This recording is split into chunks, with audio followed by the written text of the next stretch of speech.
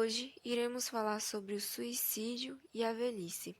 Mas antes de começarmos, precisamos saber de alguns conceitos sobre o que é o suicídio, tentativa de suicídio, ideação suicida e a velhice.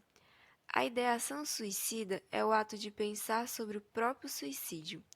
A tentativa de suicídio é o ato de autoagressão, cuja intenção é a morte que não acaba ocorrendo, e o suicídio consumado, que pode ser definido como um ato deliberado, executado pelo próprio indivíduo, cuja intenção seja a morte, de forma consciente e intencional, mesmo que ambivalente, usando um meio que ele acredita ser letal.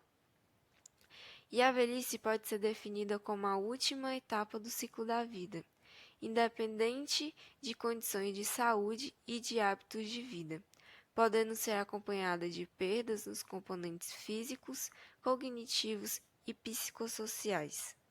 Com o envelhecimento, ocorrem diversas mudanças de componentes físicos, cognitivos e psicossociais na velhice, sendo elas a mudança na aparência física, como a pele se tornando mais pálida e menos elástica, as gorduras e os músculos encolhendo, a pele ficando enrugada, o cabelo fica mais fino, grisalho e depois branco.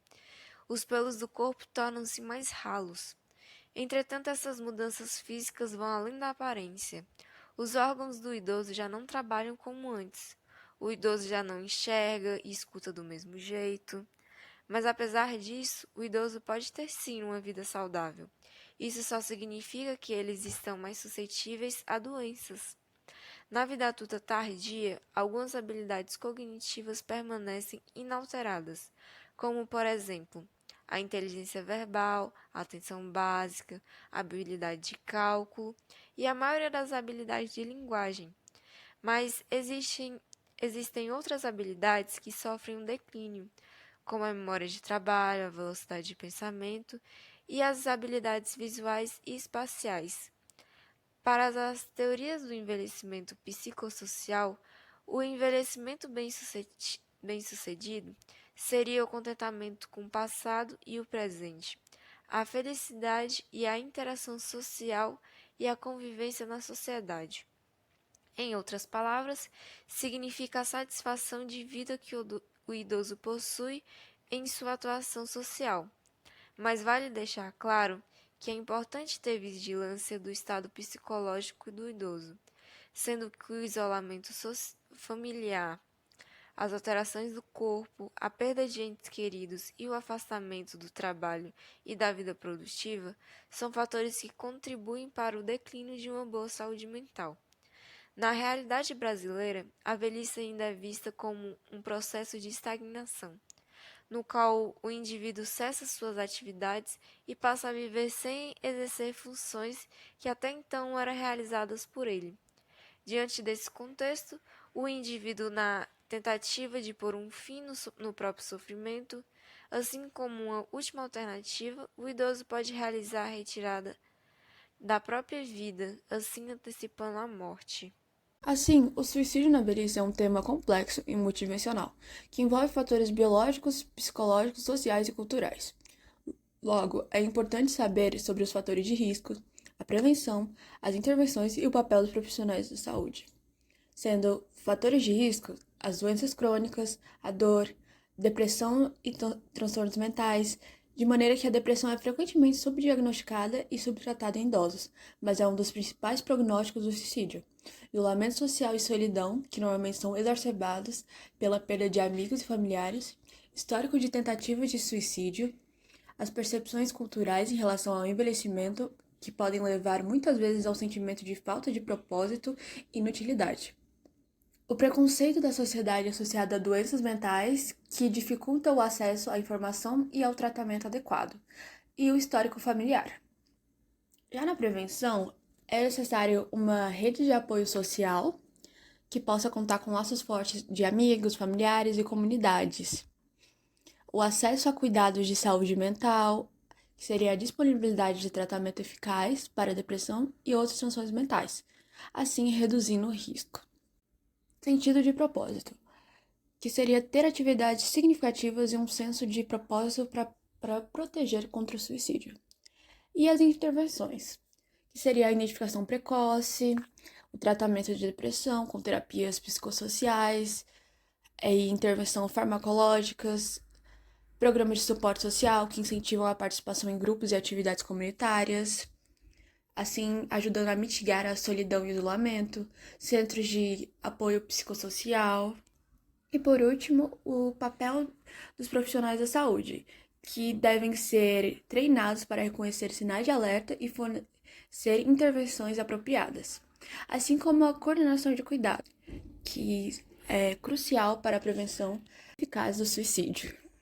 Assim, de modo que podemos citar como exemplo de algumas das situações o filme Um Homem Chamado Ove, que conta a história de um senhor que é considerado rabugento e turrão, que perdeu sua esposa, Sônia, há 6 meses, que para ele era o que dava sentido à sua vida. Depois da partida de sua esposa, o trabalho passou a ser o único que dava sentido à sua vida, no qual ele acaba sendo dispensado. E é quando ouve, perde a única coisa que lhe dava sentido de utilidade, junto com sua criação, onde era importante ser útil para a sociedade, ele acaba vendo no suicídio uma forma de se juntar à sua esposa. No entanto, ele é constantemente interrompido pelos seus novos vizinhos turbulentos. Nesse filme, podemos ver como o histórico familiar, problemas psicológicos não tratados adequadamente, o isolamento social e os efeitos do capitalismo de que, para uma pessoa ser útil, ela deve continuar produzindo, levam Ove a tomar a decisão de que o suicídio seria a única e a lógica decisão para ele. Assim como muitos casos ao redor do mundo. Porém, no caso de Ove, seus vizinhos acabam mudando sua vida e o relembrando da alegria perdida. Portanto, é importante destacar que a taxa de suicídio tende a ser mais alta entre homens idosos, especialmente aqueles com mais de 85 anos.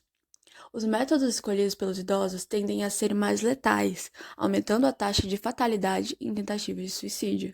Entre os brasileiros, a média de casos é de 7,8 óbitos a cada 100 mil idosos. E as taxas mais elevadas de morte por suicídio estão entre idosos acima dos 70 anos. E ao redor do mundo, temos outros casos, como no Chile, que em 2018 começaram a ser noticiados diversos casos de suicídios de idosos, em razão da previdência social que era menor que um salário mínimo, o que levou o Chile a uma reforma na previdência social. Outro exemplo também podemos citar a Coreia do Sul, em que o governo relatou que no ano de 2011, 4 em cada 10 idosos com mais de 65 anos possuíam uma pensão pública ou privada, no qual esse baixo número tem como base do governo ter começado a construir o sistema previdenciário tarde, além de não ser retroativo. E é claro que a cultura de que os pais devem fazer quase qualquer coisa para cuidar de seus filhos e depois passar o resto de suas vidas sendo cuidados por seus herdeiros, acaba levando muitas das vezes a esses idosos a não quererem ir com seus filhos para não serem uma carga ou acabam sendo abandonados por seus filhos. Assim, abandonados pelo governo, o suicídio se torna uma saída. Em conclusão, a abordagem do suicídio na velhice requer uma compreensão ampla e sensível dos fatores de risco associados a essa realidade. O tédio, a solidão, a deterioração da saúde, a falta de propósito e outros elementos podem contribuir para o aumento de risco de suicídio entre os idosos. A conscientização, a identificação precoce dos sinais de alerta e a implementação de estratégias preventivas são fundamentais para proteger sua saúde mental e emocional. Promover a inclusão social, fortalecer as redes de apoio, oferecer suporte emocional adequado e estimular a participação em atividades significativas são medidas essenciais para reduzir os fatores de risco e promover o bem-estar dos idosos. Além disso, a importância do apoio familiar, a atenção às crises existenciais e o cuidado especializado diante de doenças degenerativas não podem ser negligenciados. Adotando uma abordagem ampla e humanitária, é possível transformar o cenário do suicídio na velhice, promovendo uma melhor qualidade de vida para todos os idosos. A atenção, o cuidado e o respeito às particularidades de cada indivíduo são fundamentais para construir uma sociedade mais acolhedora e solidária. onde a proteção da saúde mental e emocional dos idosos seja uma prioridade compartilhada por todos.